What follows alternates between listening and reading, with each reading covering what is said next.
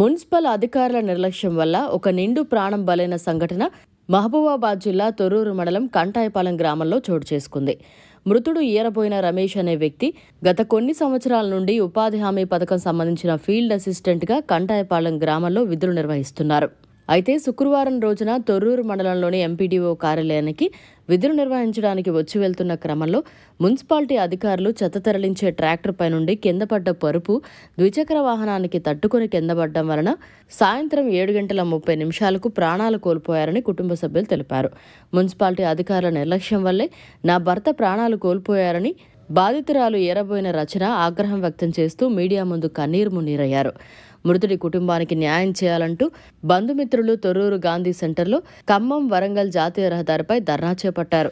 మృతుడి కుటుంబానికి సరైన ఇల్లు కూడా లేకపోవడం, అదేవిధంగా మృతునికి 2 ఆడపిల్లలు, చిన్నమ్మాయి ఆరాధ్యకు హార్ట్ డిసీజ్ కూడా ఉందని మృతుని భార్య తెలిపారు.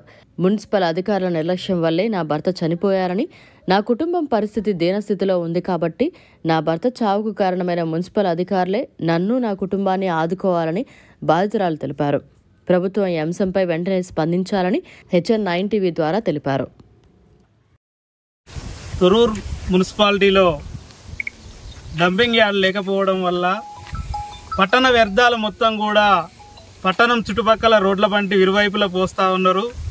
ఈ ఇరువైపులా పోయడం వల్ల ఊళ్ళో ఉన్నటువంటి కుక్కలు స్వైర విహారం చేయడం, మనసుల మీద ఎగబడడంతో పాటు ఆ వ్యర్థాలు గాలికి కొట్టుకొచ్చి పోయేటువంటి వాహనదారులకు కూడా ఆటంకంగా మారుతూ ఉన్నాయి.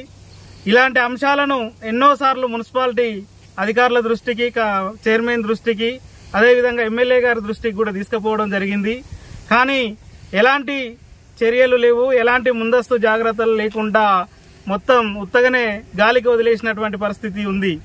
దీనివల్ల నిన్న నైటు కంటాపాలెం రోడ్డుకు అలాంటి వ్యర్థాలు పారేయడం వల్ల ఒకరి చావుకు కారణమైనటువంటి మున్సిపాలిటీ అధికారులు ఈ చావుకు సమాధానం చెప్పాల్సినటువంటి అవసరం మున్సిపాలిటీ అధికారులు, చైర్మన్, అదేవిధంగా స్థానిక ఎమ్మెల్యే మీద కూడా ఉంటుంది. ఇప్పటికైనా రాత్రికి రాత్రి ఆ పరుపు అడ్డం ఉంటే ఆ పరుపును చనిపోయిన తర్వాత మున్సిపల్ అధికారులు తీసేయడం ఎంతవరకు సబబు? దీనిని చెప్పుకొని ఎలా మేనేజ్ చేసుకోవాలని చూడడంలో మున్సిపల్ అధికారులు తేలిపోయలే తప్ప చనిపోయినటువంటి వారికి ఎలాంటి సహకారం చేయాలి, వాళ్ళ పరిస్థితి ఏంది అని కూడా ఆలోచించినటువంటి పరిస్థితి లేదు. అత్యంత పేదవారైనటువంటి రమేష్, 2 చిన్న పిల్లలు, కడుపేదరికంలో ఉన్నటువంటి వాళ్ళు ఈరోజు రోడ్డున పడినటువంటి పరిస్థితి వాళ్ళ కుటుంబం వస్తూ ఉంది. ఈ పరిస్థితిని అంచనా వేసి మున్సిపల్ అధికారులు, చైర్మన్, అదేవిధంగా ఎమ్మెల్యే, కలెక్టర్ గారు అందరూ స్పందించి వాళ్ళ కుటుంబాన్ని ఆదుకోవాలని, అన్ని విధాల సహాయాలు చేయాలని డిమాండ్ చేస్తా ఉన్నాం.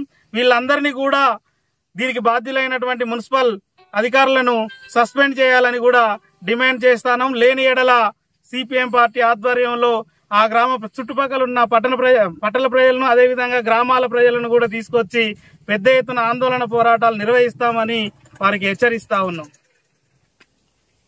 కంటపాలెం రోడ్లో రాత్రి మున్సిపాలిటీ వ్యర్థాలు అడ్డం వచ్చి బండి మీదకెళ్లి కింద పడి చనిపోయినటువంటి రమేష్ కుటుంబాన్ని ప్రభుత్వం ఆదుకోవాలని, మున్సిపాలిటీ నుంచి కూడా ఆర్థిక సహకారం చేయాలని, అత్యంత పేద కుటుంబం, చాలని వేతనాలతో పనిచేసుకుంటున్నటువంటి వారిని ఈ ప్రభుత్వం, మున్సిపల్ మొత్తం కూడా ఆదుకోవాలని, ఒక 20 లక్షల రూపాయలు ఇచ్చి వాళ్ళ కుటుంబాన్ని ఆదుకోవాలని డిమాండ్ చేస్తా ఉన్నాం. అదేవిధంగా మున్సిపాలిటీలో కూడా డంపింగ్ యార్డును ఏర్పాటు చేసి వెంటనే మున్సిపాలిటీ చుట్టూ పోస్తున్నటువంటి వ్యర్థాలను వెంటనే తొలగించి డంపింగ్ యార్డులో 20 లక్షల రూపాయలు శాంక్షన్ అయినాయని చెప్పినటువంటి అధికారులు